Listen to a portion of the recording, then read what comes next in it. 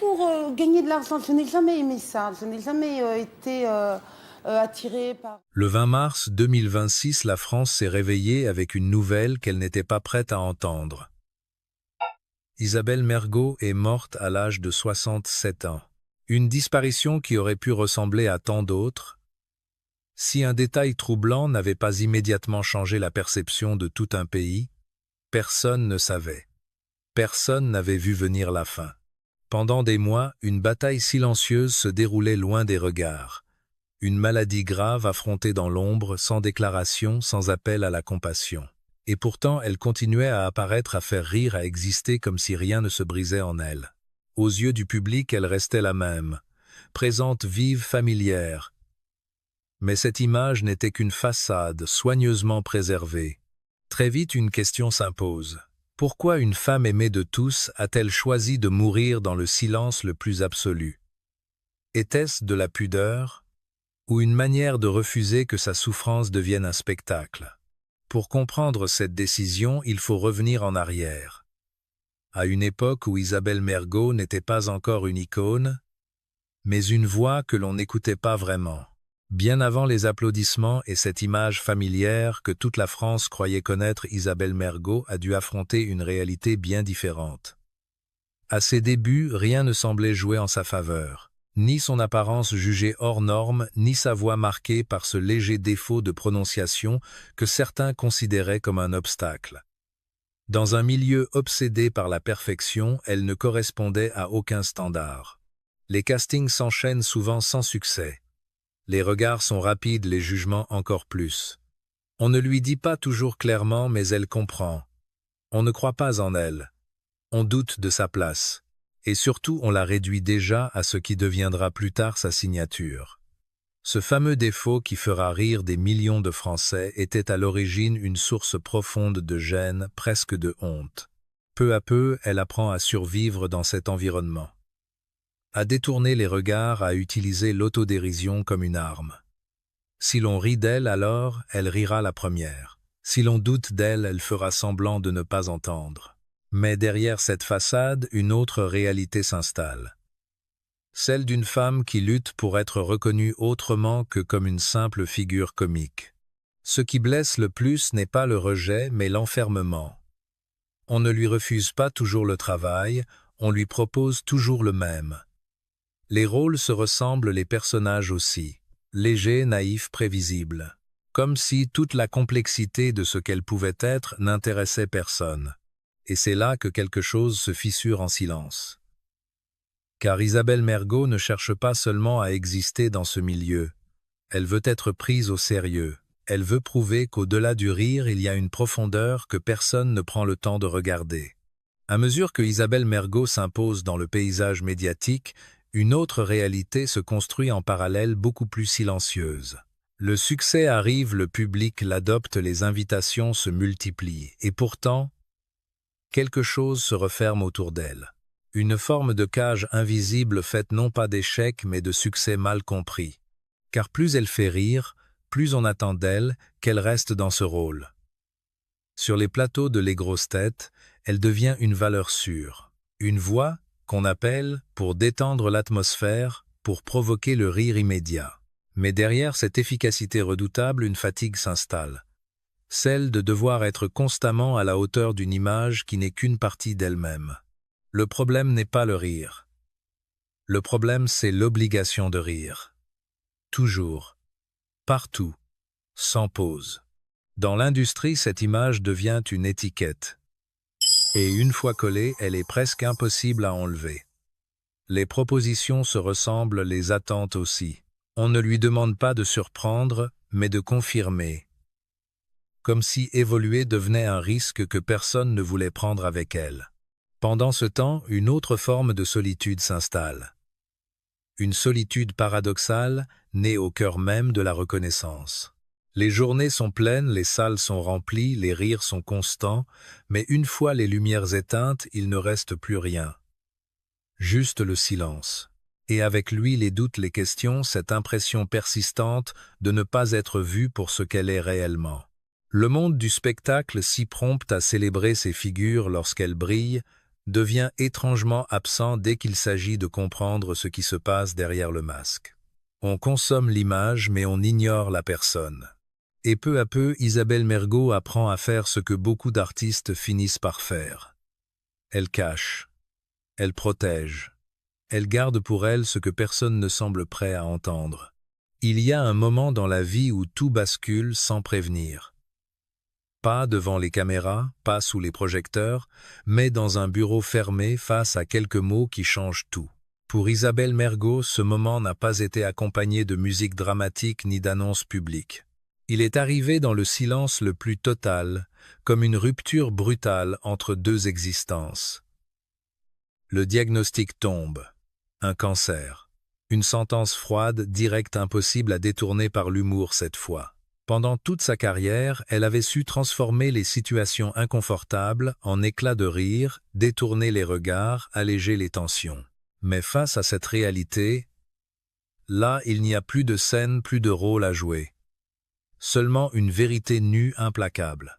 Et pourtant, c'est précisément à cet instant que commence le choix le plus incompréhensible pour le public et le plus révélateur de sa personnalité. Elle décide de ne rien dire. Pas à la presse, pas au public, presque à personne.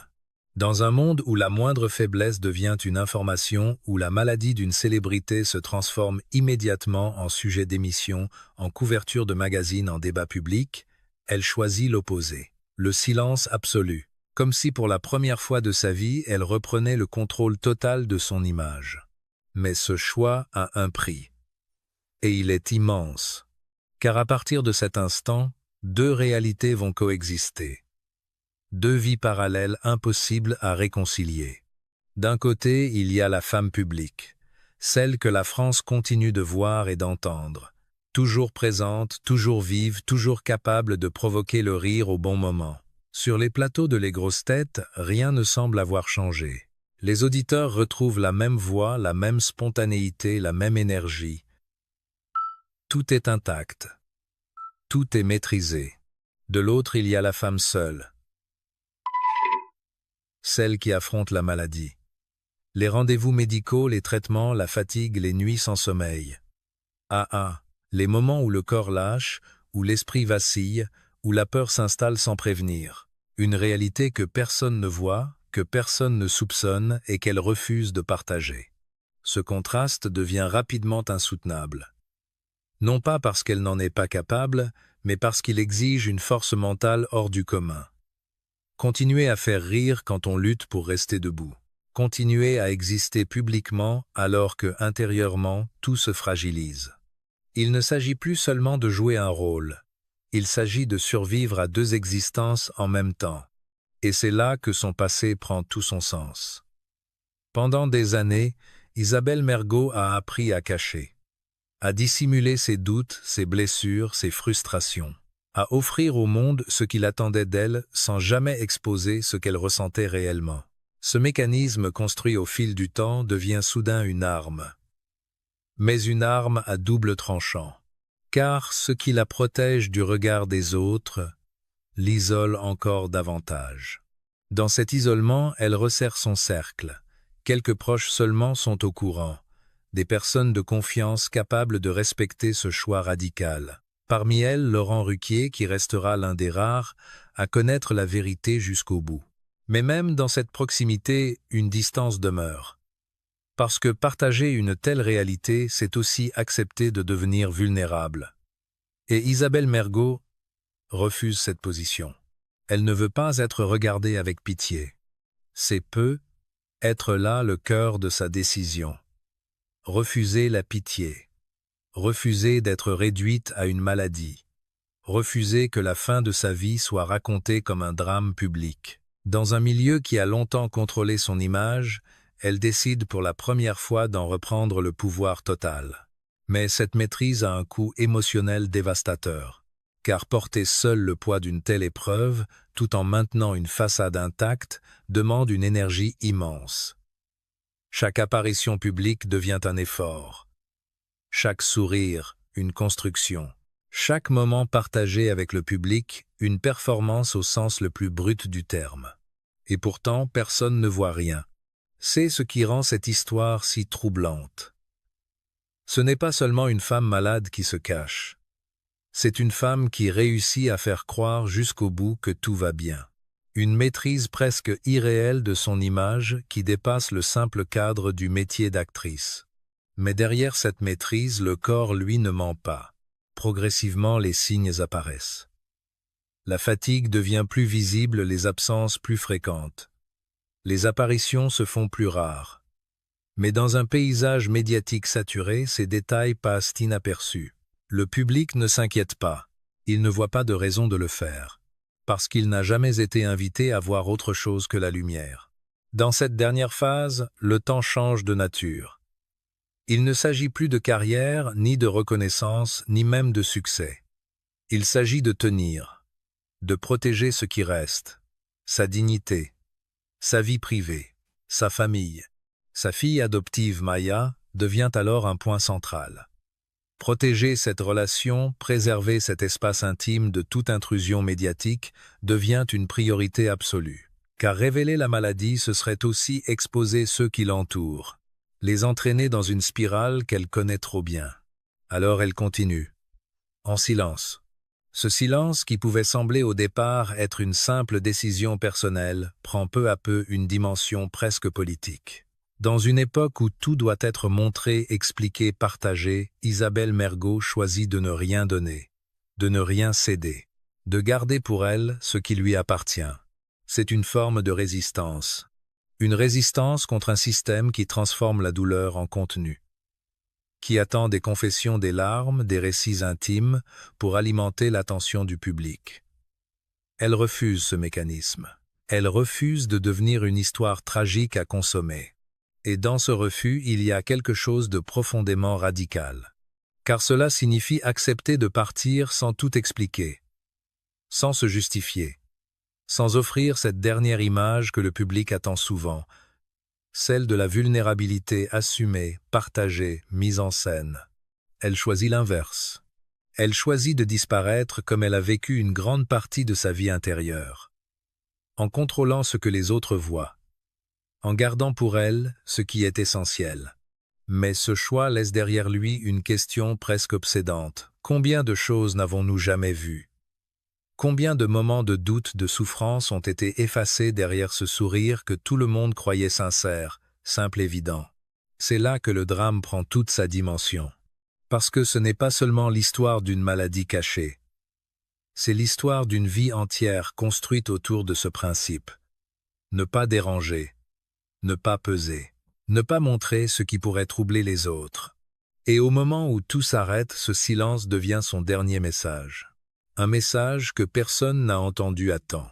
Le 20 mars 2026, ce silence soigneusement construit pendant des mois se brise en un instant. Mais il ne se brise pas comme on pourrait l'imaginer. Il n'y a pas de confession, pas de dernière apparition, pas de message d'adieu laissé au public. La vérité n'est pas révélée par elle, mais par une autre voix. Celle de Laurent Ruquier, l'un des rares à avoir connu l'ampleur de ce combat invisible. C'est lui qui annonce la nouvelle. C'est lui qui met des mots sur ce que personne n'avait vu venir. Et à cet instant précis, quelque chose bascule dans l'esprit du public. La stupeur laisse place à une compréhension brutale. Isabelle Mergo n'a pas simplement vécu ces derniers mois dans la discrétion. Elle a volontairement construit ce silence. Très vite, les éléments se recollent. Les absences. Les apparitions plus rares. Certains regards fatigués que personne n'avait vraiment interprétés. Tout prend un sens nouveau mais trop tard. Le public réalise qu'il a assisté sans le savoir aux derniers instants d'une femme qui luttait déjà contre la faim. Et c'est là que le choc devient plus profond. Parce que cette révélation ne déclenche pas seulement de la tristesse. Elle provoque une forme de malaise. Une question inconfortable. Comment une figure aussi présente a-t-elle pu traverser une épreuve aussi lourde sans que personne ne s'en aperçoive? Était-ce vraiment invisible ou simplement ignoré? Dans un univers médiatique habitué à exposer chaque détail de la vie des personnalités publiques, ce silence apparaît presque comme une anomalie. Un refus radical de jouer le jeu. Isabelle Mergo n'a pas voulu transformer sa maladie en récit public. Elle n'a pas voulu offrir à la presse ce moment de fragilité que tant d'autres auraient partagé. Elle a décidé de partir sans se livrer. Ce choix qui aurait pu être interprété comme une distance devient soudain un acte de force, une manière de reprendre le contrôle jusqu'au bout. Dans un milieu qui l'a souvent enfermée dans une image simplifiée, elle impose une dernière décision impossible à récupérer, impossible à transformer en spectacle. Mais cette force a un revers, car en protégeant son intimité, elle a aussi laissé derrière elle un vide, un espace rempli de questions sans réponse. Le public ne sait pas quand tout a commencé, ne sait pas ce qu'elle a ressenti, ne sait pas ce qu'elle aurait voulu dire si elle avait choisi de parler. Et peut être que c'est précisément cela son dernier geste. Ne pas tout expliquer. Ne pas donner au monde ce qu'il attend. Laisser une part d'ombre irréductible, insaisissable. Comme si pour la première fois Isabelle Mergo refusait d'être totalement comprise. Lorsque le choc commence à s'estomper, une autre réalité s'impose lentement. L'histoire de Isabelle Mergo ne se résume pas à une disparition soudaine, ni à une maladie tenue secrète. Elle devient le reflet d'un mécanisme bien plus vaste, presque invisible, qui dépasse largement son propre destin. Car derrière cette décision de se taire jusqu'au bout, il y a une question qui dérange profondément. Qu'attendons-nous réellement de ceux qui nous font rire? Leur talent? Ou leur intimité? Leur présence? Ou leur vulnérabilité exposée? Pendant des années, le public a aimé Isabelle pour ce qu'elle donnait. Son humour, sa spontanéité, cette impression de proximité presque immédiate. Mais ce lien aussi sincère soit-il reposait sur une illusion, celle de croire que tout ce qui était visible suffisait à comprendre la personne. Son silence vient briser cette illusion. Il rappelle que derrière chaque figure publique existe une vie qui n'appartient à personne d'autre, une part inaccessible que ni les caméras ni les projecteurs ne peuvent réellement capturer. Et que vouloir tout voir, tout savoir, tout comprendre, revient parfois à franchir une limite que nous ne percevons même plus. Dans un monde médiatique où chaque émotion peut devenir un contenu où la souffrance elle-même est souvent transformée en récit, Isabelle Mergo a choisi une autre voie. Elle a refusé d'offrir sa douleur, refusé de transformer sa faim en spectacle, refusé de laisser la curiosité collective s'emparer de ce qui relevait de l'intime. Et c'est précisément ce refus qui donne à son histoire une force particulière, car elle ne nous laisse pas seulement des souvenirs des films, des éclats de rire. Elle nous laisse une responsabilité, celle de regarder différemment ceux que nous admirons, de comprendre que derrière l'image il y a des silences, et que ces silences méritent autant de respect que les mots. Peut être que le véritable héritage d'Isabelle Mergo ne se trouve pas dans ce qu'elle a montré, mais dans ce qu'elle a choisi de ne jamais révéler. Et si pour une fois nous acceptions de ne pas tout savoir, avant d'être ce mystère qui bouleverse aujourd'hui la France, Isabelle Mergo était avant tout une présence. Une voix reconnaissable entre toutes, un rire capable d'alléger n'importe quelle journée, une énergie qui semblait ne jamais faiblir. Sur les ondes de Les Grosses Têtes, elle s'impose peu à peu comme une figure incontournable, capable de répondre avec une spontanéité désarmante au plus grand nom de l'humour. Le public ne l'écoute pas seulement, il s'attache à elle. Au cinéma, elle incarne souvent cette femme accessible, imparfaite, presque maladroite, mais profondément humaine. Cette image, loin de la desservir, la rapproche des Français. Elle devient cette bonne copine que tout le monde a l'impression de connaître. Une figure rassurante dans un paysage médiatique parfois trop lisse, trop calibré. Mais derrière cette familiarité se cache déjà une limite invisible. Car ce que le public adore chez elle devient aussi ce qui l'enferme. On rit de sa manière de parler, de ce léger défaut devenu signature. On applaudit son naturel, sans toujours chercher à voir ce qu'il y a derrière.